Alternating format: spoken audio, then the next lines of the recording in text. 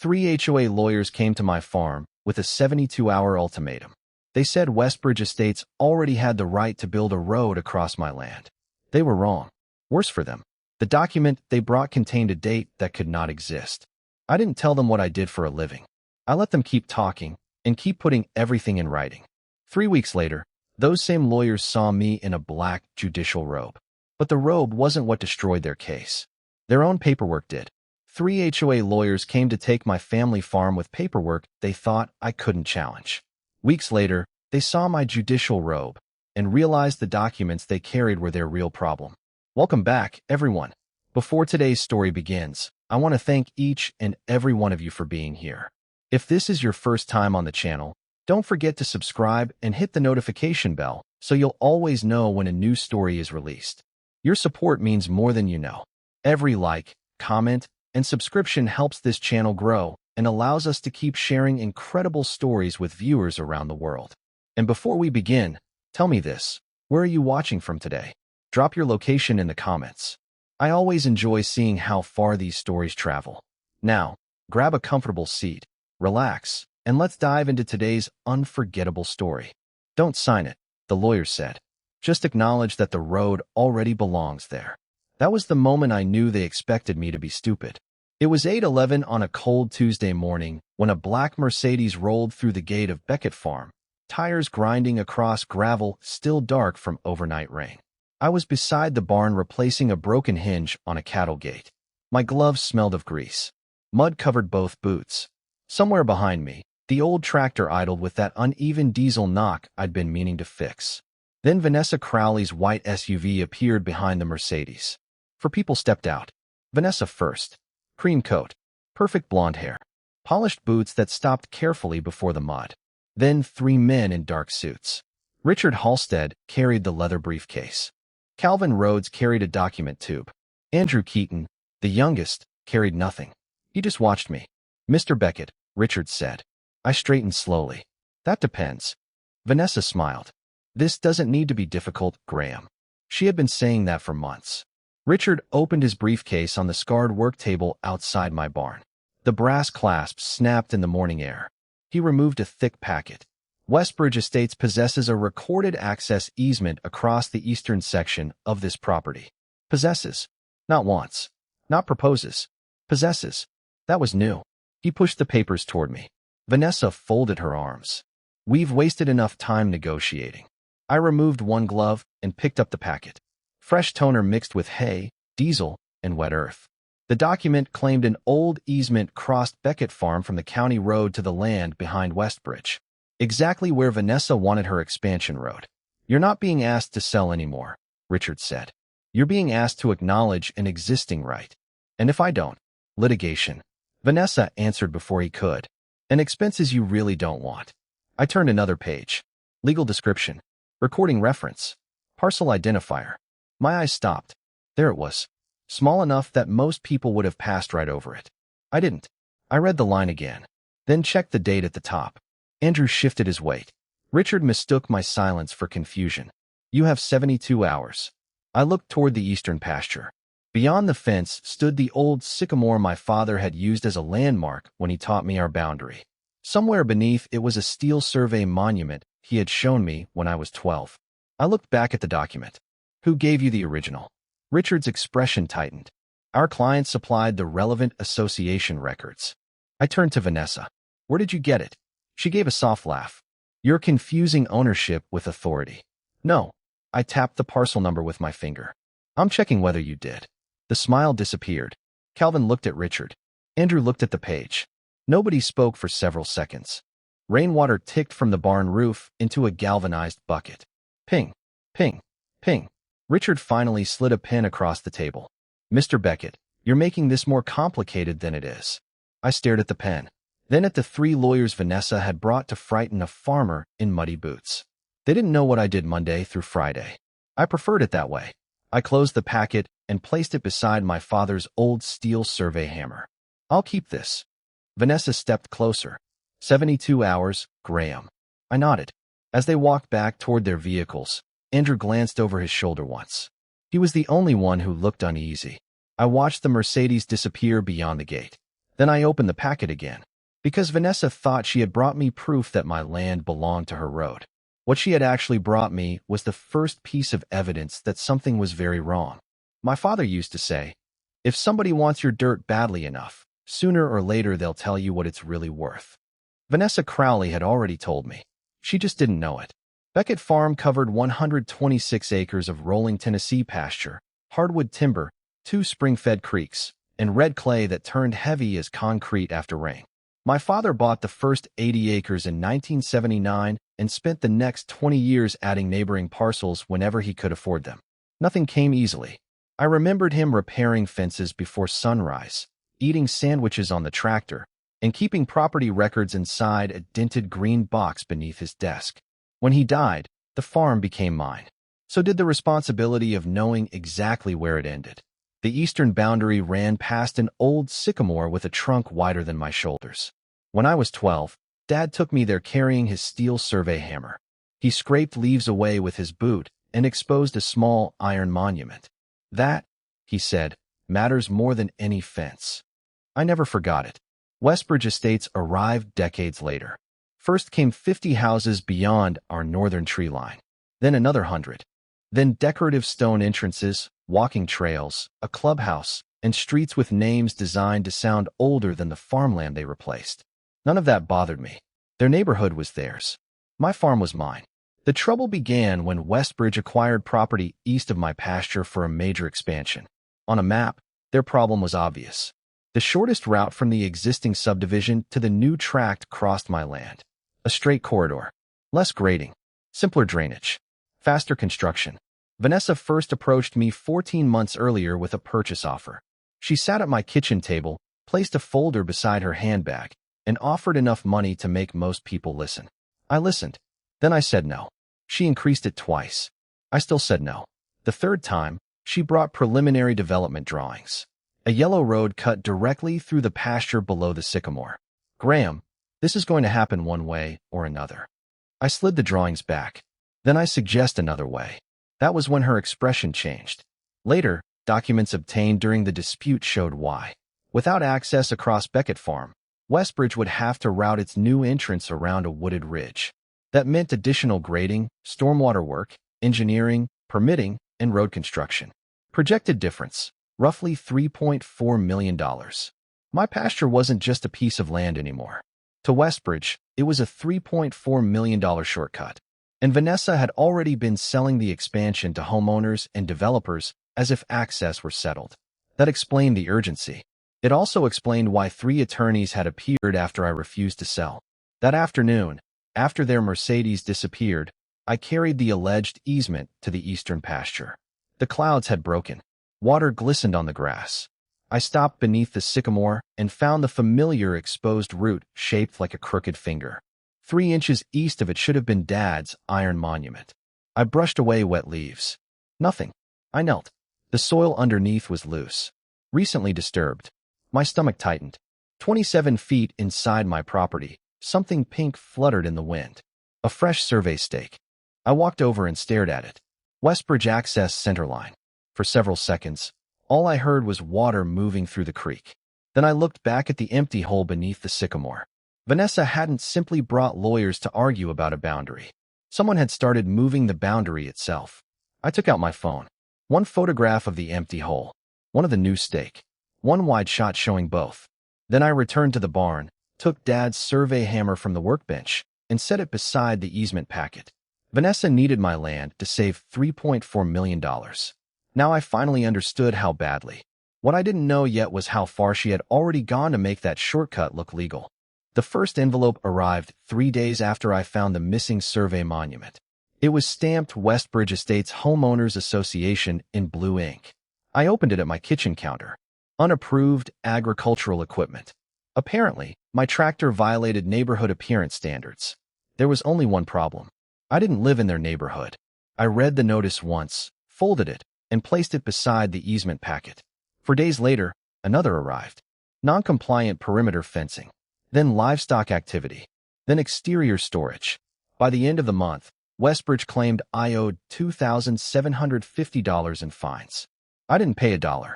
Instead, I mailed Vanessa a certified letter containing my recorded deed in one sentence. Beckett Farm is not subject to Westbridge Estates HOA covenants. Her response came by email. Continued refusal to comply may affect your legal position regarding association access rights. That sentence interested me. I printed it. Then I started a file. Every envelope, every postmark, every notice, every email. Vanessa thought she was creating pressure. I was preserving chronology. A week later, I heard engines near the eastern pasture. 2 utility trucks had stopped beside the sycamore. 3 men in reflective vests were unloading measuring equipment while Vanessa stood near the fence holding rolled plans. I walked toward them. The wind carried the smell of wet leaves and gasoline. "Morning," I said. The foreman looked uncomfortable. "Mr. Beckett, that's me. We're confirming the access center line." "On whose authorization?" Vanessa answered. "Westbridge." I looked at her. "Westbridge doesn't own this pasture. We've been through this." "No, you've repeated it." She stepped closer. "You're one man, Graham. We have counsel, surveys, and recorded rights." Behind her, one worker drove an orange stake into the ground. Tap, tap, tap. I watched the hammer rise and fall. Then I took out my phone.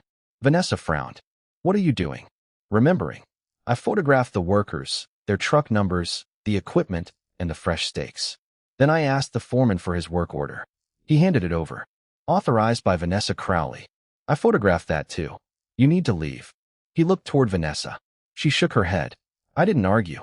I called the sheriff's non-emergency line, reported unauthorized activity on private property, and calmly repeated that I wanted the incident documented.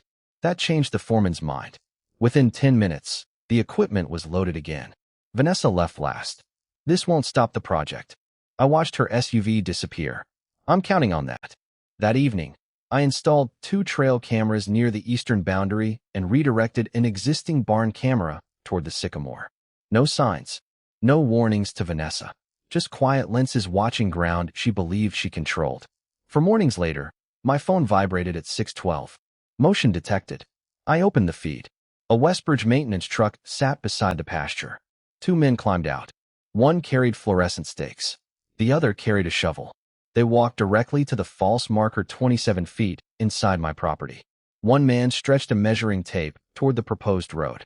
The second drove another stake deeper into my field. Tap, tap, tap. Then he photographed it. I stood alone in my kitchen watching the screen. Every instinct told me to grab my boots and confront them.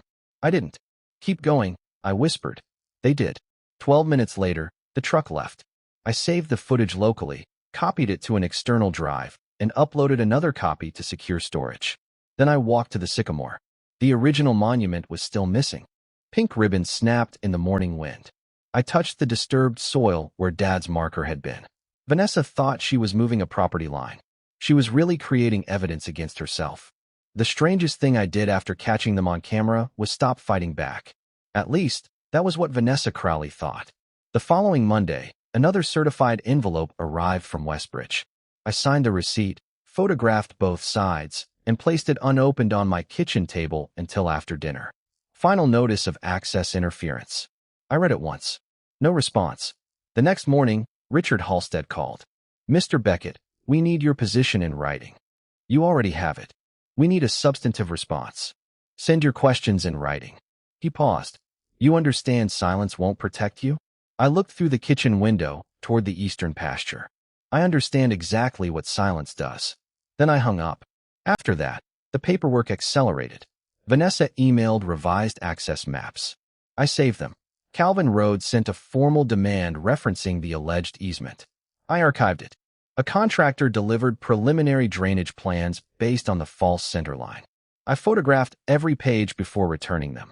Each document carried a date. Each date connected to another action. And every time Vanessa committed herself to the same story, backing away became harder. 2 days later, she came to the farm personally. I was stacking feed bags inside the barn when her heels clicked across the concrete. "You've become surprisingly cooperative," she said. I kept working. "Have I?" "You're finally letting the process move forward." I dropped another bag onto the stack. Dust floated through a shaft of afternoon light. I stopped arguing. That's usually the first step toward accepting reality. I turned toward her. "Is it?" She smiled. There it was. Confidence returning. Exactly what I needed. Richard will send you one final declaration, she said. Once the association's rights are confirmed, construction can proceed. Send everything in writing. She studied me for a moment. You really should have taken our original offer. Then she left. The declaration arrived the following morning. 11 pages. Vanessa had signed the last one herself. Under her name, she affirmed that the easement supplied to Westbridge's attorneys was authentic, historically recognized, and represented an existing access right across Beckett Farm. I stared at her signature. That changed things. Until then, Vanessa could claim she had merely relied on old association records. Now she had personally attached her name to the document after I had repeatedly disputed its validity. I scanned the declaration, saved the original, backed up the copy. Then I added it to the growing file. That afternoon, another contractor entered the eastern field to mark drainage elevations. I didn't confront him. I photographed his license plate from the barn. The trail camera captured his arrival. The security camera recorded where he measured. His work order identified Westbridge. His field notes referenced Vanessa's centerline. One action. For independent records. By sunset, my dining table had disappeared beneath paper. Certified receipts. Maps. Invoices. Emails. Photographs. Work orders. The alleged easement. Dad's old deed sat beneath them all. I began arranging everything by date. Not accusation. Not emotion. Chronology. Outside, wind pushed pink survey ribbon against the false stake. Snap. Snap. Snap. I could hear it through the cracked kitchen window. Vanessa believed my silence meant I had finally understood how much power stood behind her. 3 lawyers. An HOA board. A multimillion-dollar development.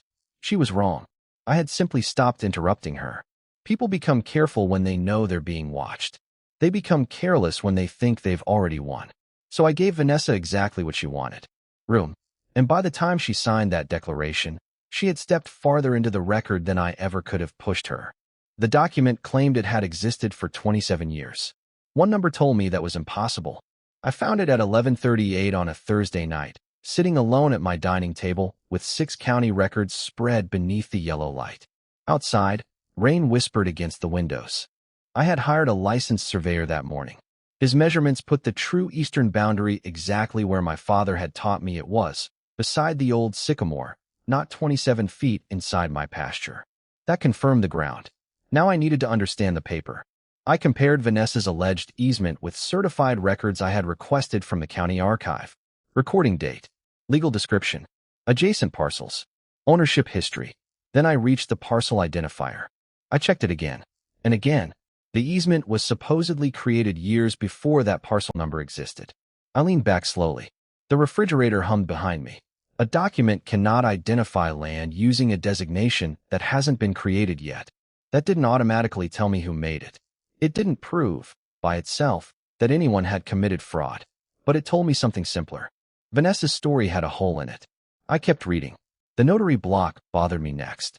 The name looked legitimate, but its timing didn't fit comfortably with the surrounding records. I wrote it down rather than jumping to conclusions. That was a habit I had learned long ago. Facts first, conclusions later. The next morning, I drove to the county archive. The building smelled like dust, toner, and old carpet.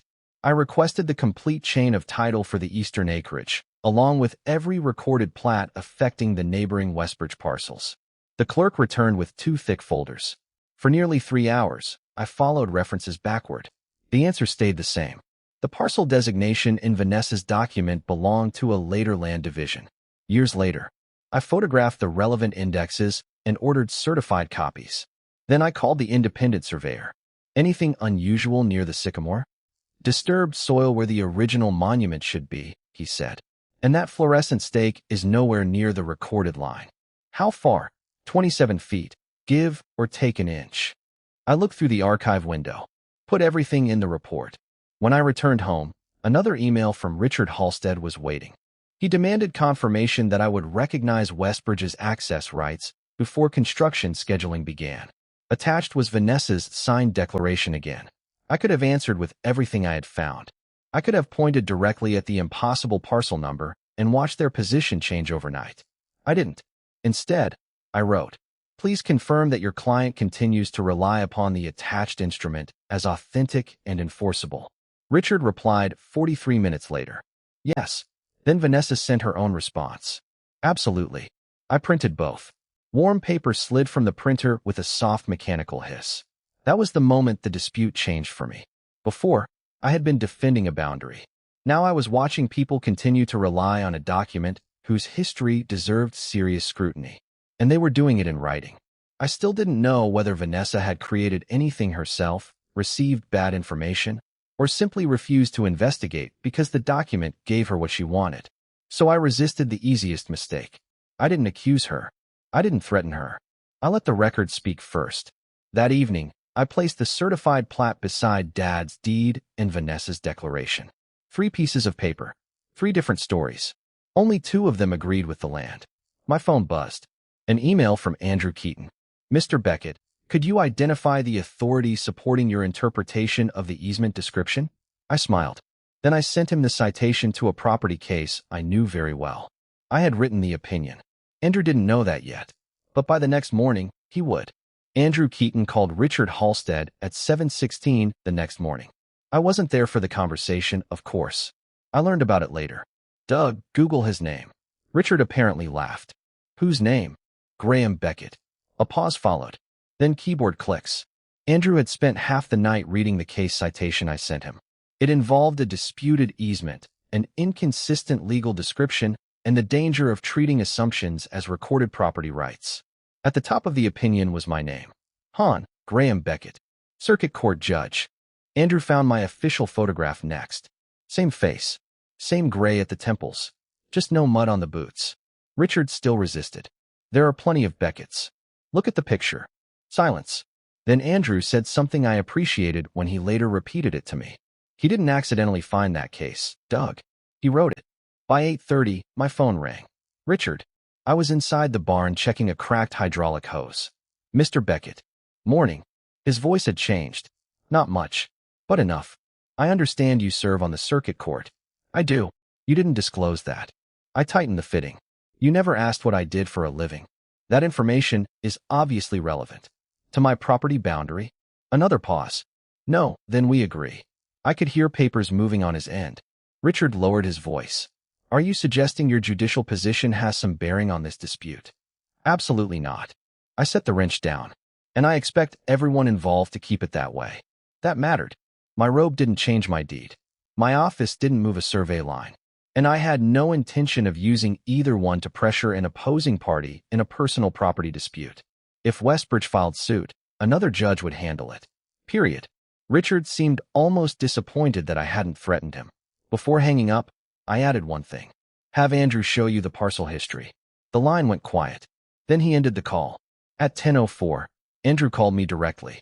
Judge Beckett. There it was. The title Vanessa's team hadn't known when they stood beside my barn. Yes. I reviewed the county index. Good. The parcel identifier appears later than the date on the easement. That's what the records show. And the notary information may require verification. Then verify it. He exhaled. Where did you get the instrument? I didn't. Your client gave it to you. That answer landed hard. Andrew asked whether I believed it was fabricated. I believe lawyers should know what they can prove before they say it in court. He went silent. That afternoon, Westbridge filed an action seeking recognition of its claimed access rights. My attorney immediately requested that the matter remain entirely separate from my judicial duties. It was assigned to another judge, exactly as it should have been. The first scheduling conference was set for Monday morning at the county courthouse, in a courtroom on the opposite side of the second floor. Coincidentally, I had a full criminal docket in courtroom 2 that same morning. Andrew knew. Richard knew. Calvin Rhodes knew by then too. Vanessa apparently did not understand why it mattered. On Sunday evening, I stood beneath the sycamore while pink ribbons snapped against the false stake. My phone buzzed. A message from my attorney. All 3 of their lawyers will attend tomorrow. I looked toward the farmhouse, then at the empty place where Dad's monument had once been. 3 lawyers had first come to my barn believing a farmer couldn't read their paperwork. Tomorrow they would see me again. But Andrew already understood something the others were only beginning to grasp. The robe wasn't the dangerous part. The dates were. The paperwork was. The bailiff said 2 words, and 3 lawyers forgot how to breathe. All rise. At 8:58 Monday morning, I stood inside my chambers fastening the cuffs of a white dress shirt. My black robe hung behind the door. Through the wall came the muted rhythm of the courthouse waking up, shoes crossing polished tile, folders snapping shut, attorneys lowering their voices as courtroom doors opened. Westbridge's scheduling conference was down the hall. Different courtroom, different judge, exactly where it belonged. Richard, Calvin, Andrew, and Vanessa had arrived early. Their route from the elevators took them directly past courtroom 2. Mine.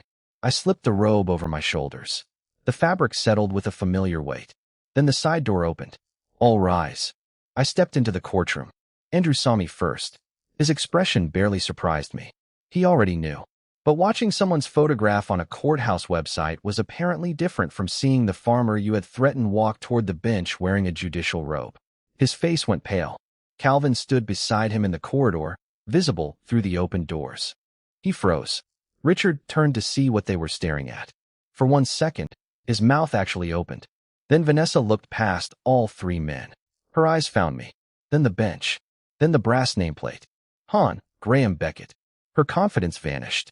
Not slowly. Instantly. I took my seat. You may be seated. The courtroom settled. I never looked toward them again. That morning's docket had nothing to do with my farm. I handled arraignments, bond matters, and routine criminal proceedings exactly as I would have on any Monday. No performance. No message to Vanessa. No convenient speech about justice. My judicial office was not a weapon for settling a private dispute. Still, I knew they were outside. And for the first time since this started, they knew exactly who had been reading every line they sent me. At 9:42, I called a short recess. What happened in the hallway afterward was described to me later. Vanessa grabbed Richard's arm. You knew? Richard pulled free. I found out Friday. And nobody thought to tell me. Andrew answered. We had a bigger problem. Vanessa stared at him. Bigger than him being the judge? The judge assigned to your case is down the hall, Andrew said. Graham Beckett cannot decide your property dispute. Then why are you acting like this? Andrew opened his briefcase. He removed the easement. Richard's jaw tightened. Calvin stepped closer. Andrew pointed at the parcel identifier. The robe isn't our problem. Richard looked at him. Then what is? Andrew tapped the page. This is. For several seconds, nobody spoke.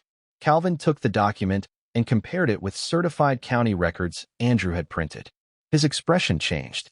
Where did Vanessa get the original? Vanessa stiffened. It came from association files. Which file? The historical property records. Who put it there? Silence. Richard asked the next question. When? Vanessa's eyes moved from one lawyer to another. I don't know. It was there. Andrew pulled out her signed declaration. You personally certified that this instrument was authentic. Because it is. Based on what? Her voice sharpened. Why are you interrogating me instead of him? That sentence told them more than she intended. Inside courtroom 2, I knew none of this yet. I was back on the bench hearing the next case. When court recessed again, I returned to chambers, removed my robe, and hung it behind the door. My attorney had left a message. Call me when you're free. Their lawyers are requesting additional time to verify their own evidence. I looked at the robe, then at the farm file locked inside my cabinet. 3 lawyers had finally seen what Vanessa never expected them to see. But the dramatic reveal wasn't that I was a judge. It was that becoming afraid of me had finally made them afraid of her paperwork. And once lawyers start questioning their own client's evidence, expensive suits stop looking like an army. They start looking for the nearest exit. By Tuesday afternoon, Vanessa Crowley's 3-lawyer wall had started coming apart. Not because of my robe. Because Calvin Rhodes finally checked the land records himself. He called my attorney first. Andrew joined 10 minutes later. Richard stayed silent until the end. The independent survey confirmed what the sycamore had marked for decades. Westbridge's proposed centerline sat 27 feet inside Beckett Farm. Then came the recorded plat. No access easement. No corridor. No historical right matching Vanessa's claim. The alleged easement created the bigger problem. Its parcel identifier belonged to a later land division. The chronology didn't fit. Questions surrounding the notary block required further verification, and nobody could produce a recorded original matching the version Vanessa had supplied. Then Andrew found the emails. One contained preliminary expansion figures. Without my pasture, Westbridge faced roughly $3.4 million in additional road, grading, drainage, and permitting costs. Another message from Vanessa discussed getting the eastern access confirmed before development financing moved forward. There was the motive, but motive wasn't proof. The rest came from Vanessa herself. Her signed declaration stated that the easement was authentic. Her work orders authorized contractors to enter the disputed corridor. Her emails showed she knew I had rejected Westbridge's authority months earlier. My certified receipts proved when those objections reached her. Then my cameras filled in the physical part. A maintenance truck, fluorescent stakes, a shovel, men measuring from the false marker. Tap, tap, tap. The same sound I had watched from my kitchen now played across a conference room screen. According to my attorney, nobody spoke when the video ended. Calvin finally turned toward Vanessa. Did you authorize this? I authorized survey work. On property Mr. Beckett had already told you was his. We had an easement. Andrew slid the disputed document across the table. That's what we're trying to establish. Vanessa's face hardened. You're supposed to establish it in court. Richard spoke then. We cannot present a factual claim merely because you want it established. That was the first crack. Calvin declined to continue relying on the easement without verification. Andrew insisted every email, draft, and source document be preserved. Richard resisted longer, but even he understood what professional obligations meant once the factual foundation began collapsing. By evening, the image from my barn had reversed itself. Vanessa had arrived there surrounded by 3 attorneys. Now Andrew was preserving records. Calvin was stepping away from the disputed position. Richard was talking privately with the HOA board, and Vanessa was standing alone. Westbridge called an emergency board meeting that night. Members were shown the survey, correspondence, development projections, contractor authorizations, and questions surrounding the easement. For months, Vanessa had described me as one stubborn farmer blocking a lawful community project. The documents told a different story.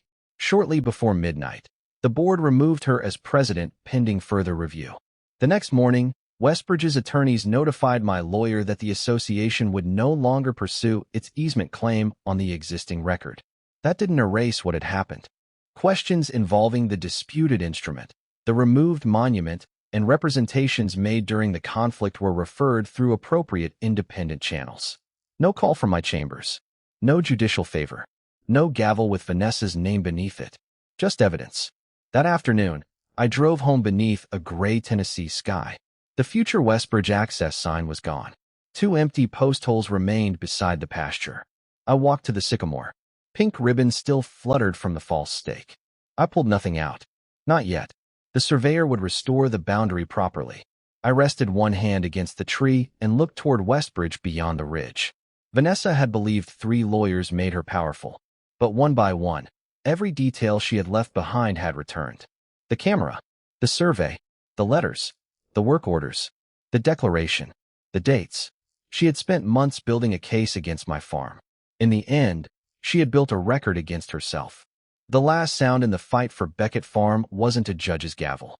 It was my father's survey hammer striking steel. Clang. 6 weeks had passed since Westbridge abandoned its easement claim. The independent court process formally closed the property dispute without giving the association the corridor it had demanded. Westbridge's board also confirmed in writing that Beckett Farm was outside its HOA boundaries. No more fines. No more violation notices. No more contractors crossing my pasture. Their expansion project survived, but the road didn't cross my land. Engineers rerouted it around the wooded ridge, the expensive route Vanessa had spent months trying to avoid. That extra $3.4 million shortcut turned out not to belong to her. Vanessa never returned to my gate. After losing the presidency, she still had to answer questions about the disputed document, contractor authorizations, association spending, and the removal of the boundary monument. Those matters moved through independent channels where they belonged. I stayed out of them. My Robe had no business there. One cool morning, the surveyor returned to the eastern pasture with his equipment. Mist hung low over the grass. The old sycamore dropped yellow leaves around our boots as he checked the coordinates one final time. A soft electronic chirp came from his receiver. He pointed toward the disturbed patch beside the exposed root. Right here, exactly where Dad had shown me when I was 12. The surveyor positioned the replacement steel monument. Then he noticed the old hammer in my hand. The wooden handle was dark with age, worn smooth where my father's fingers had wrapped around it thousands of times. He stepped aside. "Want to do the last one?" I looked down at the marker. "Yeah." I raised the hammer. Clang. The steel sank deeper. I struck it again. Clang. For a second, I could almost hear Dad telling me that a fence could move, but a recorded boundary mattered. I pressed the loose soil around the monument with my boot. 27 feet away, the false fluorescent stake was finally removed. Nothing replaced it. There was nothing there to mark. That afternoon, I installed a small sign beside the eastern gate. Beckett Farm private property, no courthouse seal. No mention of my title. No warning about attorneys. It didn't need one. People later focused on the moment those 3 lawyers saw me wearing the robe. I understood why. Richard frozen in the courthouse hallway. Calvin staring through the courtroom doors. Andrew already knowing exactly what they were facing. Vanessa looking at the nameplate above my bench and realizing the muddy farmer she had dismissed was a circuit court judge. It made a good ending. It just wasn't the real one. The robe never established my property line. The robe never recorded my deed. It didn't capture contractors using a false marker or preserve Vanessa's emails. It didn't expose the impossible chronology inside her easement. And it certainly didn't give me permission to decide my own dispute. What saved Beckett Farm was quieter. A photograph taken before an argument. A certified receipt kept instead of discarded. A camera left running. A survey ordered independently. A question asked twice. A document read carefully. And enough patience to let people put their own decisions in writing. As sunset settled behind the pasture, I walked back to the sycamore. The new steel monument barely showed above the earth. I touched the hammer against its top one final time. Clang. They went pale when they saw the robe. But a robe never proved where my land ended. The truth did. Vanessa thought power meant 3 lawyers standing behind her. I learned long ago that real power needs something stronger. It needs facts that survive scrutiny. Justice doesn't have to shout. Sometimes it simply waits for the paperwork to catch up.